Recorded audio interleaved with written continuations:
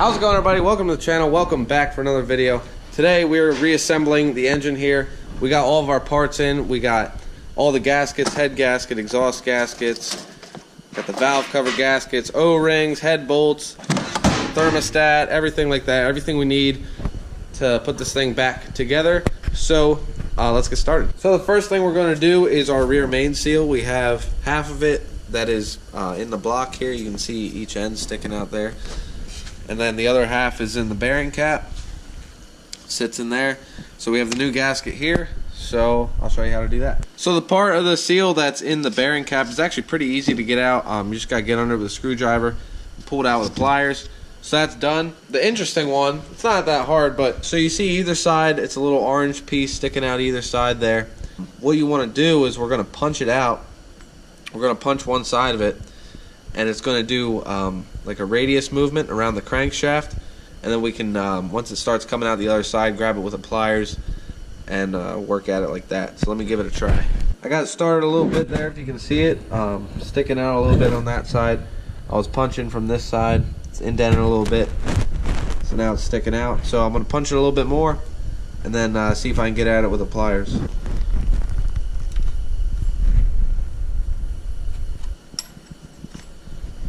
There it is. So now with the new gasket here, you can see one side has a little groove in it. That's the side you want facing in. So it's the same way we took it out. We're just going to start feeding it into one of the sides there, and use your hands as much as possible.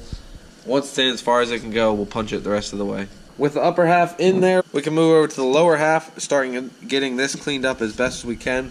I'm going to use Super Clean, or any degreaser would work. We'll spray a little bit of that on there, let it soak. Now that we got it all cleaned up, we're ready to install the new half of the seal here. Just like how we had the groove on the upper half there, there's one on here too, so we want to make sure that is facing the same way towards the inside when we put it in. But before we do that, we're going to take some RTV and apply it to the bottom half of the gasket before we slip it in. Now that we have an even coat of RTV on the bottom of the gasket, we can push it into the bearing cap. One last thing we're going to do before we install the bearing cap is put a little bit of RTV right where the gaskets are going to meet and where it meets the block.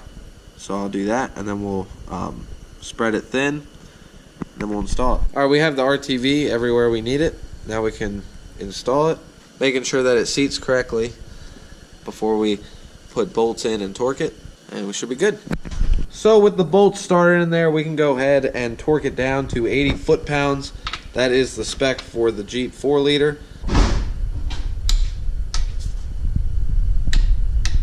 There we have it. So once you have everything torqued, go ahead and reinstall the girdle and get those tightened up. Next, we're going to install the pan gasket. First, we got the surface cleaned with combination of the scraping tool and some parts cleaner. We got all the oil off, so we have a nice mating surface for our gasket. Do this both on the block and on the oil pan.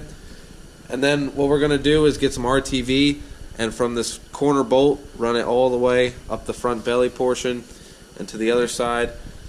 Same on the back, corner bolt up over where the rear main is housed and over. Now that we have the gasket set on there, we're going to do the same thing so that when the oil pan mates with the gasket, it'll also have RTV to seal it. And we'll do that both front and back. Alright, we got RTV everywhere we need it. So now we're ready to set the pan on top. Now with our oil pan on top, we can go around and get all of our bolts started by hand, and then we'll torque them down, and that'll be it for the bottom end. Then we can flip the engine around and start doing the head. Now with the engine right side up, we can start to work at the head. First, we got to clean the surface for the new head gasket, so we're going to do the same thing as we did with the oil pan. A little bit of Super Clean, parts cleaner, any kind of degreaser, scraping tool, and a wire brush. And we're going to get this cleaned up. Try our best not to get anything in the lifter bores there. So first I'm going to give it a good spray down with some Super Clean. This is just a degreaser. Let it soak for a few seconds. Then we'll come at it with the scraping tool, getting as much of that old gasket off as we can. Once you have both surfaces clear, it's important to spray out these head bolt holes. Make sure there's no water in them, because hydraulic pressure behind one of them head bolts could very well crack the block. so you want to make sure there's no water in any of those holes.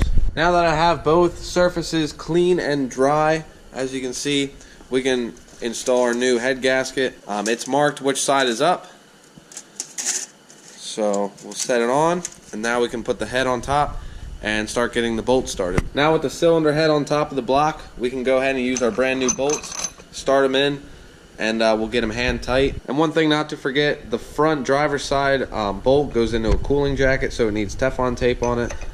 With all of our head bolts now hand tight, we can go ahead and start doing our torquing, both in sequence and proper torque spec.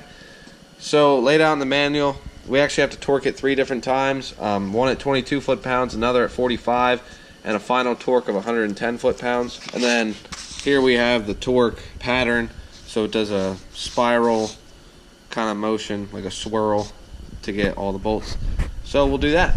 Like I said, first time around is going to be 22 foot-pounds.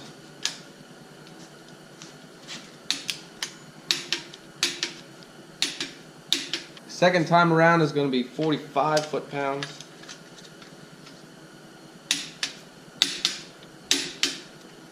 And our final torque spec is 110 foot-pounds.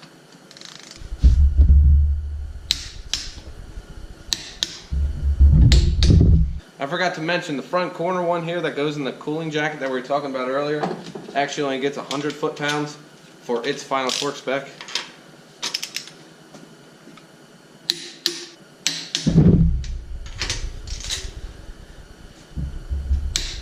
Now with our head tightened down, we can start installing our push rods and rockers. So we'll start with the push rods, making sure we put them back the same way they came out, and also making sure that they seat properly in their lifter. For our rockers, it's the same thing. We want to put them on the same spot that they came off of, and then just get the threads started a little bit. And then we'll run them down hand tight before torquing them. Now we'll torque them down, and they call for 19 foot-pounds. With our rockers tightened up, we are ready for our valve cover and valve cover gasket. I put new grommets in the valve cover bolt holes as well. So let's get the gasket right here. You can see there's a hole on either side, and that's to match up with the 2 cylinder head bolts that have a stud on the top. Just like that. Now we can stick our valve cover on top, and we can go ahead and put the bolts in. I got all the valve cover bolts started by hand, and I'm just going to tighten them by hand. The actual torque spec is only about 50 inch-pounds, which isn't very much. So I'm just going to crank them down by hand. Now that the valve cover is on there and tight, that is about it for the rebuild of this engine. I know we still have the exhaust and intake manifolds to put on yet, but we are going to be painting the engine. So that is where we're going to stop it for this video. We've done everything we could. We got all the gaskets on there, good to go. Freshly sealed engine, ready to put in our Project XJ. With that being said, I hope you guys look forward to the next video. Next couple videos coming up. We're still going to be working on the XJ, getting ready to finish up that project. If you guys are new to the channel, you like the content, please hit the subscribe button, and we'll see you in the next video.